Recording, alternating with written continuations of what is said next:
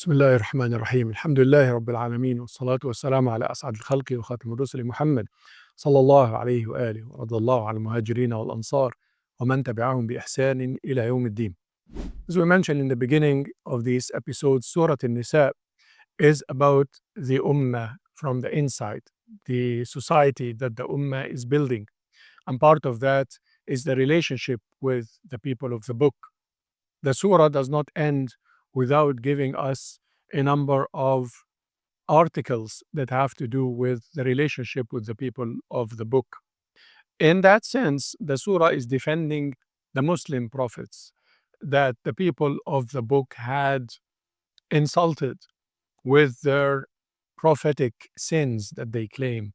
Uh, in the people of the books until today, they have sins that the prophets did. They accuse every prophet of every major sin in the book.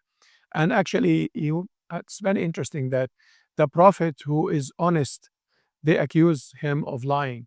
And the prophet who is chaste, they accused him of zina.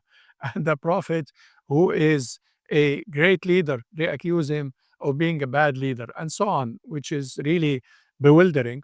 But this is the changes that they did on their book, that Allah subhanahu wa ta'ala is bringing Muhammad sallallahu alayhi wasallam with the Quran in order to correct. The Quran stops in Surah An-Nisa, particularly with Maryam alayhi salam, وَبِكُفْرِهِمْ وَقَوْلِهِمْ عَلَى مَرْيَمَ بُهْتَانًا عَظِيمًا. And they disbelieved and they accused Maryam of great crimes or great sins. And you read it there in the Talmud and so on, when they talk about Yashru ibn Bandira, they talk about Isa sallallahu alayhi wasallam as the son of a Roman soldier, and they accuse Maryam alayhi salam, hashaha, God forbid, of adultery with a Roman soldier, cheating on her husband. They call her the traitor or the cheater, etc. And this is a great harm of a of someone at the highest level in the ranks of the believers. Some scholars say she was a prophet, and some scholars disagreed. I agree with the concept of prophetess, especially with Maryam. But they accuse her of this great crime, and they put it in their books, and they accuse every other prophet in the other books and in the usual um, the books that they have in the Old and New Testament. You will find all of these prophetic sins. Surah An-Nisa is making sure that the prophets of Islam, Sulaiman was not a prophet of anything but Islam, and Ibrahim was a prophet of Islam. Ibrahim was not a Jew or a Christian, and this passed with us in Surah Al-Baqarah. He was Hanif and Muslim, and he was a prophet of Islam, and Musa was a prophet of Islam, and Isa was a prophet of Islam, and accusing any of these prophets of the great sins that they accused them with, and Maryam is not actually is a sign for the deviation that the people of the book had taken. And Isa sallallahu alayhi wasallam did not die and was not crucified. وَمَا قَتَلُوهُ وَمَا صَلَبُوهُ وَلَكِنْ شُبِّهَ لَهُ. Surah An-Nisa is making it crystal clear. They did not kill him. They did not crucify him. They they killed someone who resembled him. شُبِّهَ لَهُ. A resemblance was made for them. And you'll find it in the Dead Sea Scrolls. I believe in that Isa sallallahu alaihi wasallam asked one of his companions, one of his disciples, to actually take his shape or to introduce himself as him so that he would be killed instead of Isa. And Allah lifted Isa. بَلْ رَفَعَهُ اللَّهُ إِلَيْهِ in Surah An-Nisa. He is saying He raised him, subhanahu wa ta'ala. Why would be He raised like that? This is a miracle similar to the miracles that Isa sallallahu alaihi wasallam came with from his beginning, from the inception of his mother with him and the birth all the way to his death. He was unusual prophet sallallahu alaihi wasallam, and Allah chose to raise him in order to bring him at the end of times, according to the ahadith that we all know. And the disciples of Isa, by the way, are not 12. There are 12 in Michelangelo and Raphael and Da Vinci, but this is not Islam. In Islam, in the hadith in Nabi sallallahu alaihi wasallam, the disciples were 12,000, and they fought, against their enemies. In Surah Al-Saff, it is mentioned, Man Ansari ilallah, who are going to be the supporters of me for Allah. قال الحواريون نحن أنصار الله. They were 12,000. The Nabi sallallahu alayhi wa sallam said, فأيدنا الذين آمنوا على عدوهم فأصبحوا ظاهرين.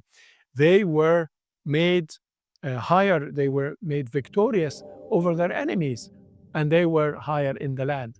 So I believe in the narrations, and their narrations are true hadith wise, that the disciples of Isa were 12,000, and after he was raised, they fought with their enemies and they were victorious over their enemies.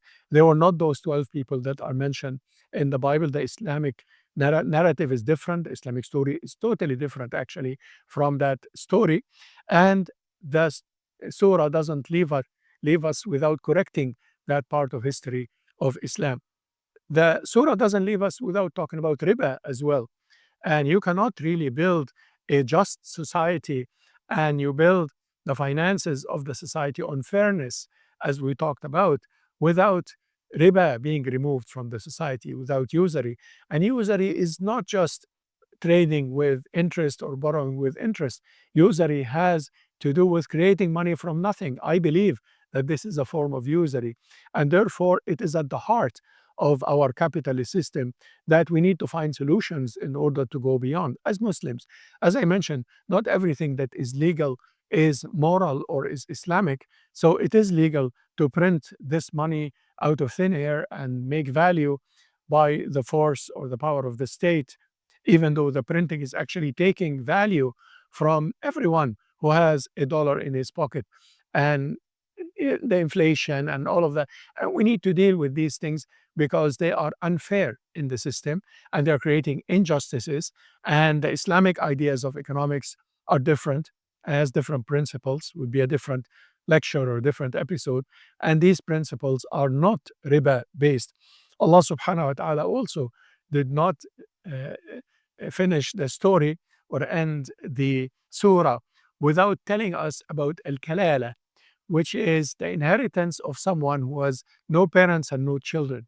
And there are two different values of al-kalala. In the beginning of Surah An-Nisa, it's 1/6, and the end of Surah An-Nisa is 1/2.